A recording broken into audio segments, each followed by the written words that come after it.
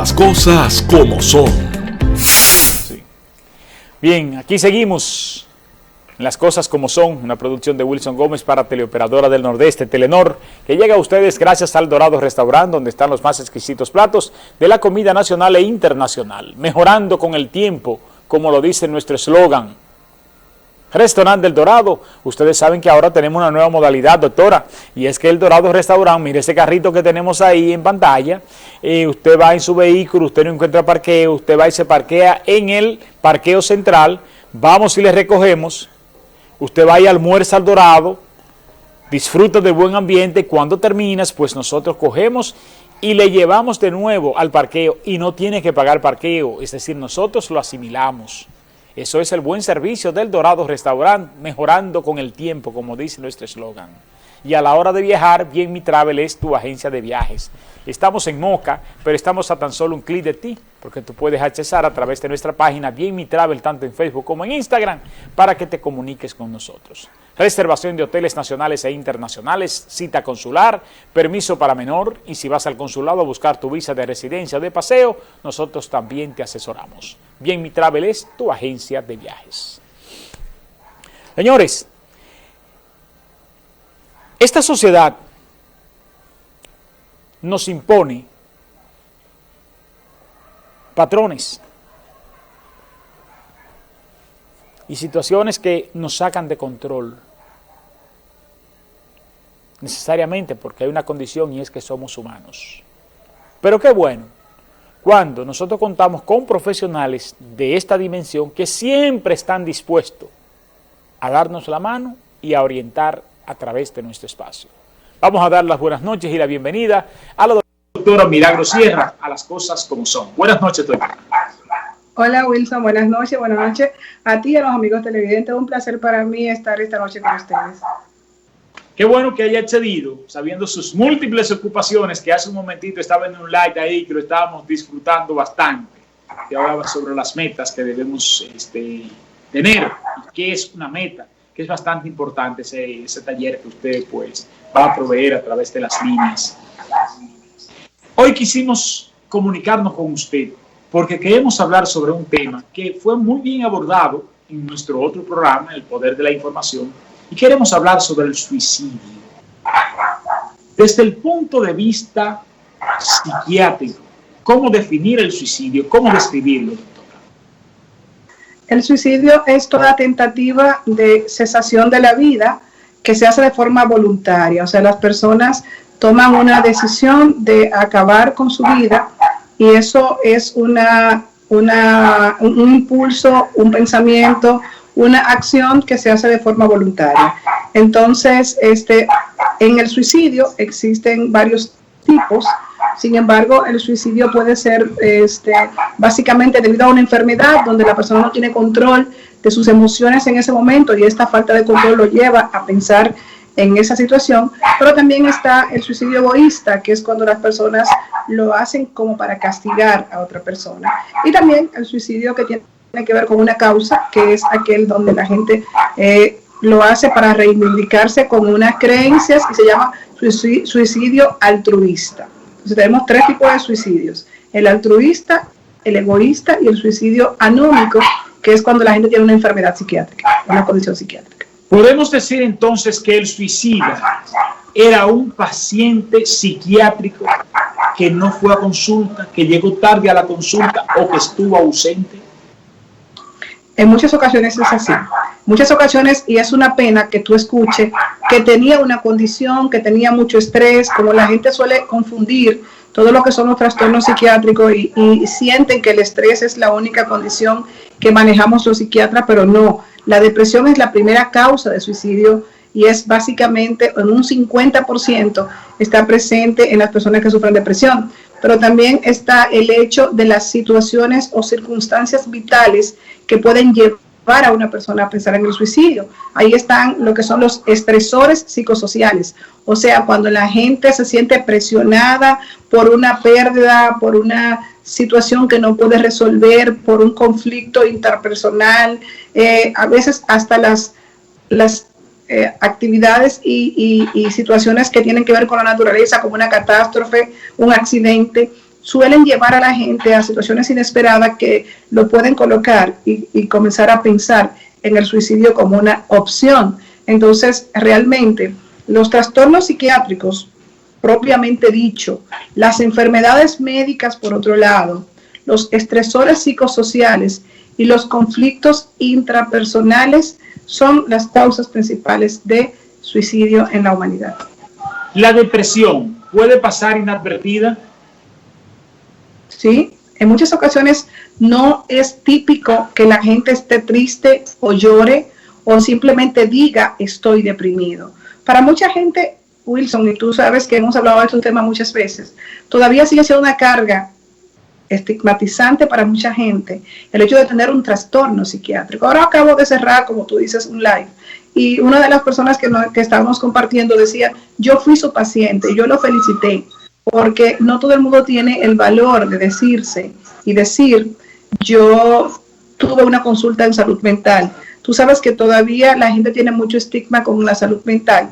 Entonces la gente no suele decir voy a buscar ayuda porque me siento mal o estoy deprimido. En muchas ocasiones la depresión se enmascara con síntomas físicos, con dolores, con quejas físicas. Y por eso la gente suele no buscar la ayuda de manera correcta. A veces mucha gente llega tarde, llega después del intento de suicidio y lamentablemente en otros casos nosotros no podemos asistirlo porque no llega antes de el suicidio consumado. ¿Hay factores genéticos o son los factores genéticos predisponentes en el suicidio? Es así. Sobre todo, no tanto porque se hereda a través de los genes, sino porque es una conducta aprendida. O sea, las personas aprenden de alguien significativo en su vida, como todo lo que hacemos en la vida, todo lo que comemos, cómo actuamos, cómo desenvolvemos, lo aprendemos en el entorno familiar. O una persona significativa, porque todos tenemos, por ejemplo, un maestro que nos ha marcado de manera importante. Entonces, una persona significativa en mi vida, que ha sido quizás quien ha aportado parte de lo que son mis creencias y maneras de ser, entonces podría dejarme como un legado muy negativo el hecho de que cuando yo tengo una situación negativa en mi vida, cuando me siento que estoy acorralado, esa sería una salida. Entonces se aprende como una conducta familiar, intento de suicidio o simplemente el mirar el suicidio como una salida, como una puerta cuando me siento acorralado. Y por eso se suele repetir en la familia de manera, a veces que ni siquiera salta una generación. En muchas ocasiones tú encuentras que en todas las generaciones han habido varios suicidios porque las personas lo van aprendiendo como una conducta familiar. Y por eso se ve ligado a lo que es la herencia, pero no como una herencia genética, sino como una conducta imitada. El suicidio, sus consecuencias, pueden y deben ser tratadas. Por supuesto. Toda persona que pierda un familiar de esta manera debe ser manejado en terapia. Debe ir a terapia, la familia completa diríamos. Y sobre todo también deja una sensación de culpa o a veces de impotencia, frustración y hasta rabia con la persona que comete el acto por no haber hablado, por no haberlo compartido, por haberlo hecho de esa manera. Todas esas emociones hay que canalizarlas de manera correcta, pero una de las principales causas de duelo complicado es la pérdida de un familiar, de un ser querido por suicidio. Esos sentimientos encontrados que hay en un suicida, se dice que es una situación, una posición valiente, atentar contra su propia vida, sea con el método que fuese. Hay que tener valor, muchos dicen, pero también se puede interpretar como un acto de cobardía de enfrentarse a una situación que le viene o que ya tiene encima y que no tiene salida. ¿Cómo lo definen ustedes esta parte, ustedes como psiquiatras? Justamente como lo acabas de plantear, como un acto ambivalente, donde por un lado es una gran toma de valor para poder atentar y dañarte de manera a veces irreparable, a veces hay métodos de suicidio que son muy dolorosos o que simplemente la persona implica mucho sufrimiento en ese acto. Y lo otro es justamente el hecho de no tener la capacidad de afrontar, el hecho de yo elegir como una salida, yo quitarme la vida y de esa manera me libero de una situación. Sin embargo, no estoy pensando en cómo van a sostener esta decisión mía y sobre todo lo que va a significar para mucha gente esto que yo estoy haciendo. De forma que nosotros tenemos que manejar esa doble presentación emocional. Por un lado es un acto de valentía y por otro lado es un acto ambivalente de cobardía y sobre todo el daño que deja emocionalmente en mucha gente que queda marcada por un acto como esto es algo que es de sopesarse, y en lo cual muchas ocasiones cuando estamos trabajando la conciencia del amor a la vida le ponemos como opción y factor protector lo que va a pasar tu familia, tus hijos, tus seres queridos si tú tomas esta infausta decisión. Nuestro país, de una u otra manera particularizar un poco de la generalidad que es el mundo, es la humanidad, pero nuestro país, centrándonos aquí, está viviendo una condición de pandemia, una lucha que no tiene fin, que atenta contra un bien innegociable como lo es la salud y sobre todo que amenaza contra la vida. Esto sumado a un sector político de la República Dominicana con una alta influencia e incidencia en el clima social, ¿podrían replicarse estos hechos? Así es. Justamente hoy al mediodía yo comentaba con alguien el hecho de lo inadecuado que es cuando ocurre un suicidio, publicar la noticia con la forma de muerte, hablar de las causas que pudieron llevar a esa persona a un suicidio, porque hay un fenómeno que se ha estudiado, se conoce con el nombre de fenómeno de Weather, o simplemente es la imitación de una forma de suicidio y sobre todo de una causa de que la gente identifica como que ellos están pasando por esa misma situación y que una persona de poder o de alto reconocimiento social tuvo un suicidio, entonces las personas suelen identificarse con esa persona y repetirlo. Tenemos casos famosísimos donde las personas han copiado una manera de una persona acabar con su vida y estarlo replicando. De hecho, se conoce este fenómeno en muchísimos casos sonoros de suicidio, donde la gente copia y repite esta acción, por lo cual debería estar censurado para la prensa y para los medios de comunicación identificar al suicida.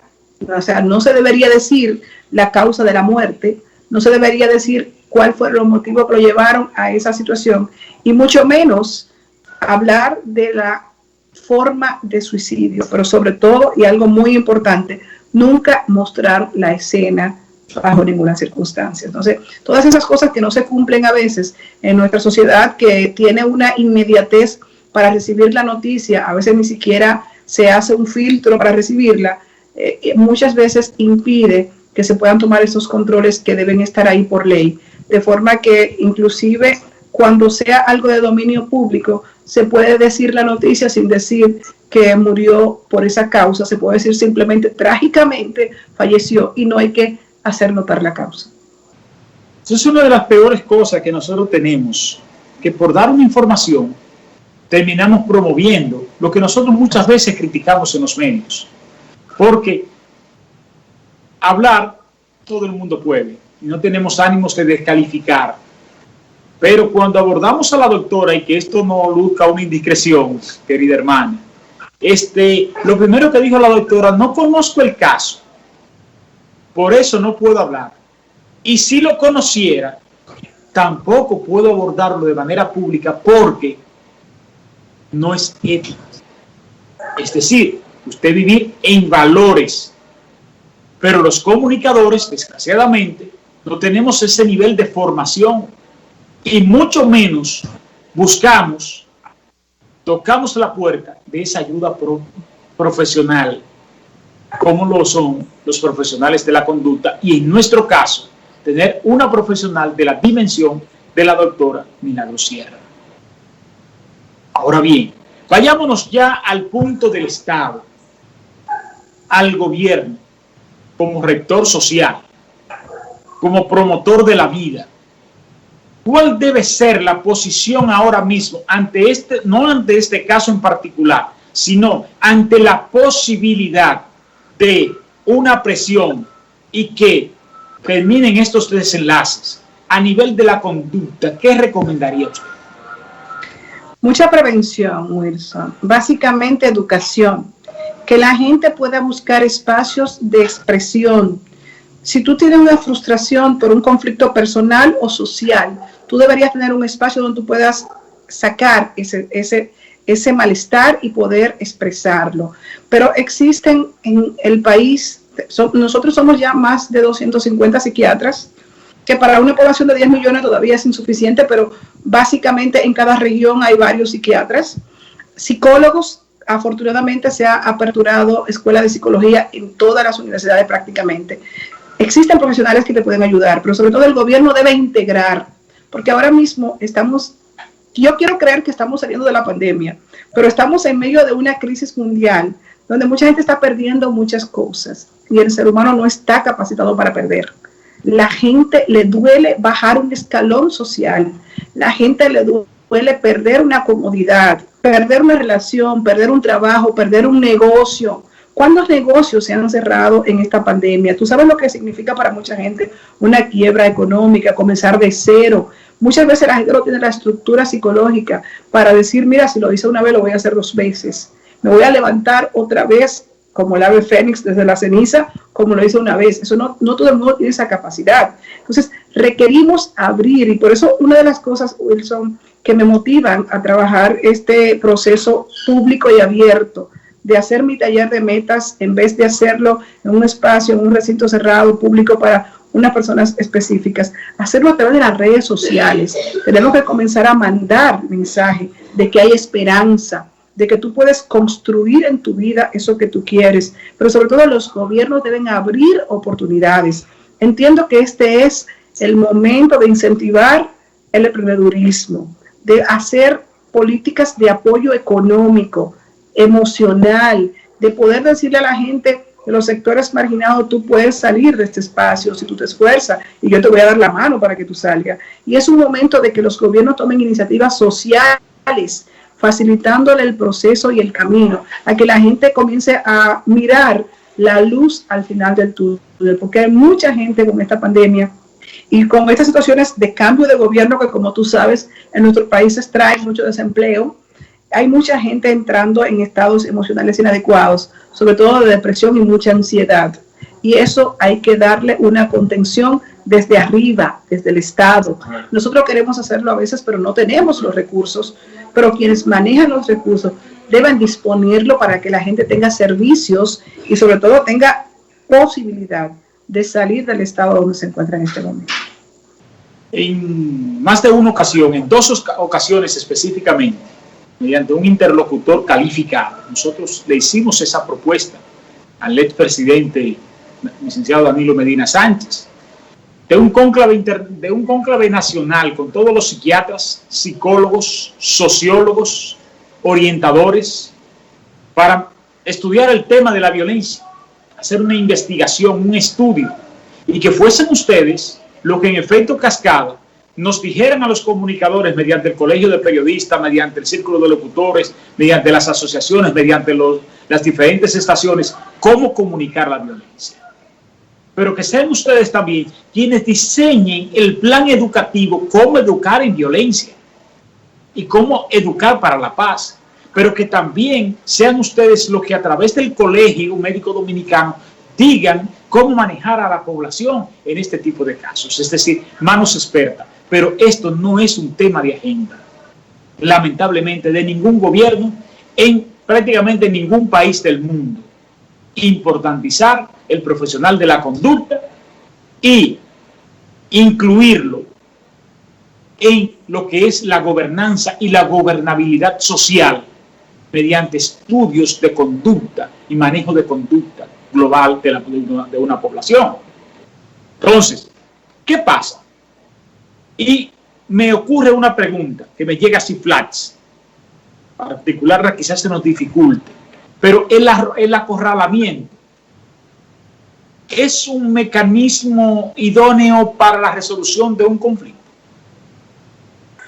Pues mira, siempre se va a reaccionar de manera diferente ante el estrés extremo. Cada persona tiene la posibilidad de asumir las situaciones de estrés de tres maneras. Hay una persona que enfrenta, que pelea, que se queda y lo enfrenta. Hay personas que lo que hacen es huir, y la huida son de muchas maneras, y la otra es frizarme. Pero está demostrado que cuando tú sientes tu integridad emocional, física, patrimonial en peligro, tu cerebro pensante se frena y tú comienzas a reaccionar instintivamente. No hay nada más peligroso en un ser humano que pensar por instinto y no poder llevar esas emociones a la parte racional y racionalizarla. De forma que cuando estamos bajo un miedo intenso no pensamos. Entonces no debería llevar un ser humano a otro ser humano a esa situación extrema de miedo, porque si lo lleva hacia ahí deja de pensar y comienza a funcionar su sistema límbico, que es la parte instintiva, la parte que no nos diferencia de el resto de los seres vivos no pensantes. Y ahí nosotros somos, una vez más, ese ser primitivo que actúa por instinto. Entonces, cuando nos acorralan, sale ese instinto, en muchas ocasiones es de preservación y termina siendo lo que se convierte en letalidad. De forma que la presión extrema en cualquiera de las formas que sean, va a ser probablemente un detonante para que la persona se disminuya en su capacidad de afrontamiento. Y cuando eso baja, no hay forma de salir de una situación. Es una tarea del Estado, pues, manejar este tipo de situaciones, ¿verdad? Así es. Del gobierno, básicamente.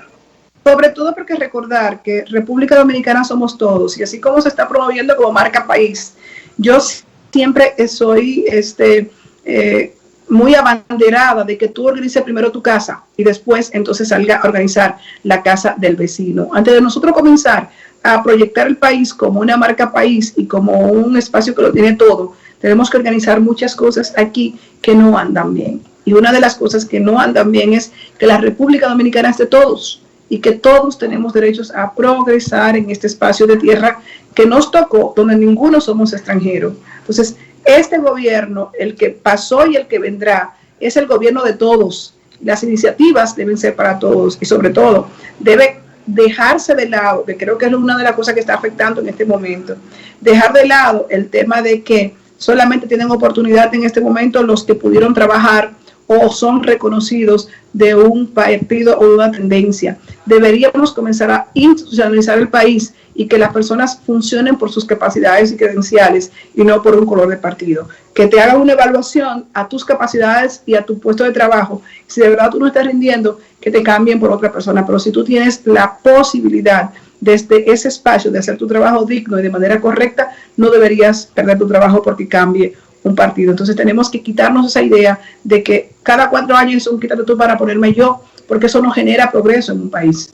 Aquí tienen que comenzar a ver en las instituciones personas que generen de verdad el verdadero progreso porque hacen su trabajo de manera correcta. Y muchas personas que están en este momento bajo una tensión porque van a perder su empleo o porque lo perdieron, simplemente porque no son del partido de gobierno, realmente también es una presión extrema. Imagínate tú haber construido en un espacio laboral un proyecto y después verlo tirado por la borda solamente porque llegaron otras personas que no le van a dar seguimiento a aquello que tú hiciste. Tiene que existir en República Dominicana continuidad de Estado y tienen que existir algunas prerrogativas de que los planes que están funcionando no se tiren por la borda solamente porque tú lo hiciste. Yo no te quiero dar el mérito a ti y quiero yo venir a implementar un plan para yo entonces ganarme ese populismo de que se diga que por mi nombre se logró tal cosa. Eso es algo que está haciendo mucho daño a nuestras instituciones y que yo espero que en algún momento se tome la conciencia de que se haga carrera dentro de un espacio. Y sobre todo, albergamos la esperanza de que un día se retome la educación como parte de la formación política.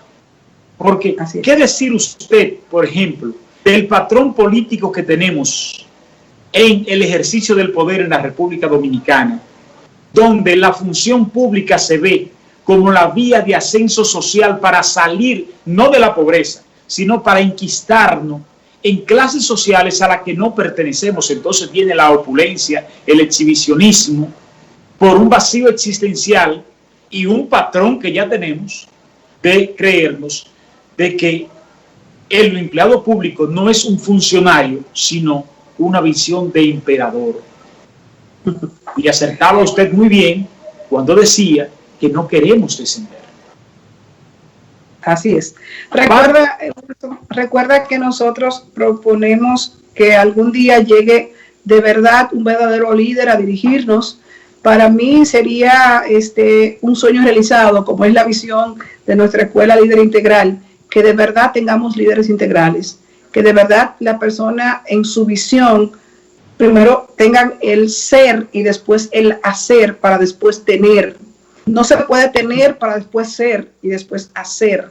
Cuando tú haces eso, tú inviertes una pirámide y una pirámide invertida no se sostiene. Por eso el día que llegue ahí a gobernarnos una persona que venga de una escuela de formación y sea un verdadero líder, entonces nosotros vamos a comenzar a producir ese cambio, esa transformación que requerimos en República Dominicana. Nuestra visión de nuestra escuela de liderazgo, líder integral, es que nosotros podamos generar un cambio en la mentalidad de la República Dominicana para conseguir una verdadera transformación. Y yo espero en un futuro no muy lejano que algún egresado de una escuela de formación de liderazgo real llegue de verdad a dirigirnos y que de verdad tengamos nosotros el destino del país en una persona que entienda que su función es de administrador de bienes ajenos y que nosotros le pagamos un sueldo como Estado para que tú administres por 4 años mis bienes y que al final eso es algo que debe ser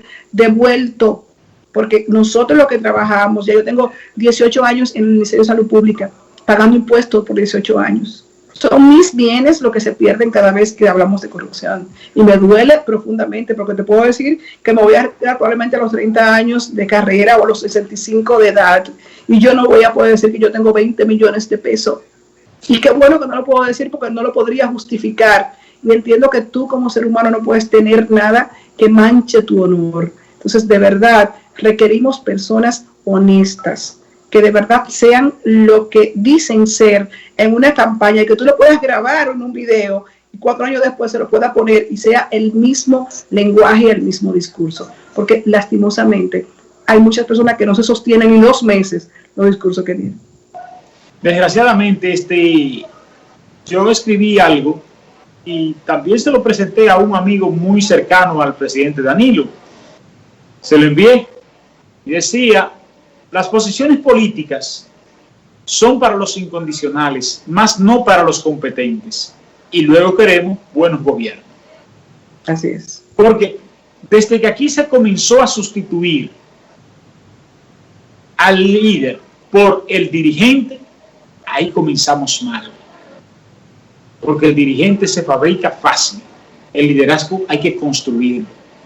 Pero no se construye con un vacío existencial de aplausos. Se construye con formación, pero sobre todo con un compromiso social, que es precisamente lo que hemos abandonado. Hemos abandonado los roles ante los grupos culturales y mediante los grupos de la iglesia que llegamos a compartir juntos, reuniones y formación. Y nosotros servíamos de orientación a nuestros propios compañeros y de ejemplo. Hoy nadie está pendiente a la sociedad. La sociedad está sola por su cuenta. Aquí nadie está orientando, y excúsenme la generalización, pero estamos hablando en términos generalizados. O muy pocas personas aquí se están empeñando por orientar. Entonces tenemos una sociedad que anda por su cuenta. Minutos finales, doctora, y agradecerle infinitamente la presencia suya aquí. Ahora bien, estos minutos finales me gustaría dejarla en plena libertad para que a la luz de la invitación hiciera las recomendaciones finales y concluyera también con el anuncio de su actividad. Sí. Pues mira, simplemente, Wilson, recapitular. Primero, tomar control del desarrollo individual, que cada persona sienta que puede movilizar sus recursos personales para ir en su propio desarrollo. También abogar porque las instituciones y nuestros gobiernos entiendan que deben propiciar la posibilidad de crecimiento tanto a nivel de educación como de los recursos que lleguen a todos, y sobre todo comenzar a mirar que nuestra sociedad requiere de gente valiente, de gente que tenga una sola postura, que no tenga miedo ni tenga dobleces, y que de verdad nosotros queremos y apostamos a un verdadero cambio, y ese cambio debe venir desde las estructuras hasta las instituciones hacia las personas, pero quienes componen una sociedad, que son las personas, tienen que comenzar a ser mejores seres humanos. No se puede ser un buen profesional, no se puede ser un buen padre de familia, ni siquiera, si tú no eres un buen ser humano. Entonces vamos a volver al ser, vamos a volver al trabajo interior, que es el que verdaderamente produce el impacto real. Cuando organizas tu mundo,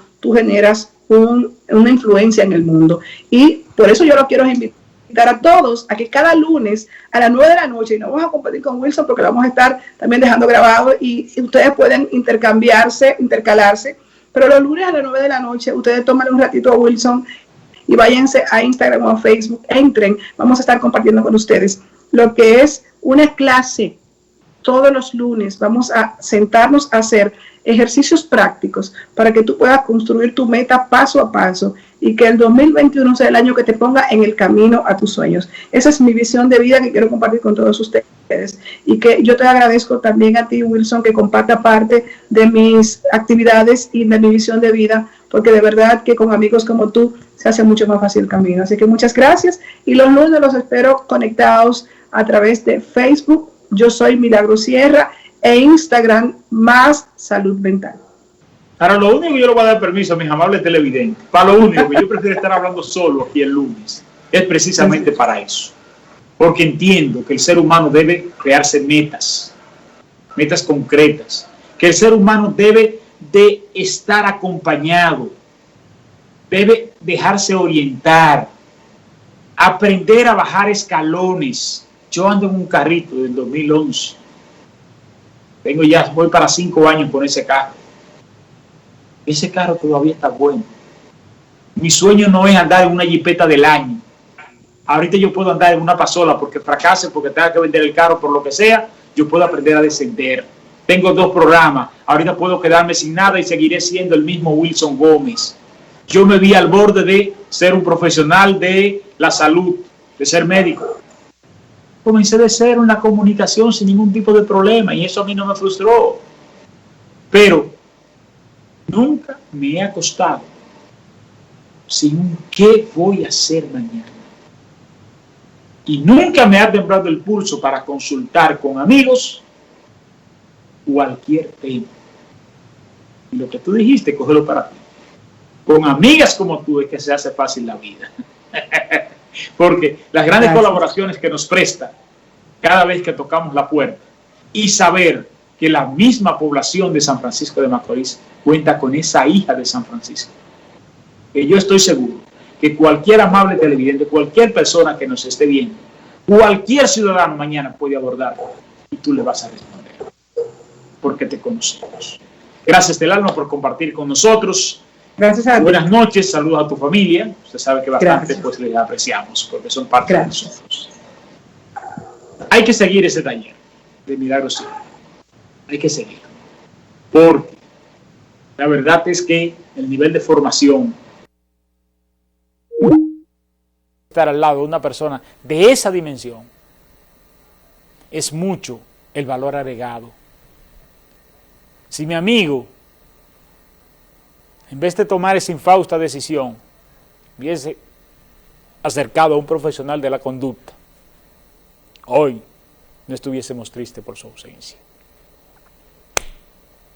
Responsabilidad ante todo, asumir las consecuencias de nuestros actos y saber siempre que hay un mañana y que el mañana es mejor que el hoy. Eso nos lo ha dicho la vida y nos lo dirá siempre. Por tanto, yo apuesto a la vida. Buenas noches. Las cosas como son. Wilson Gómez, en una hora, analiza el impacto político, económico y social de las noticias que simplemente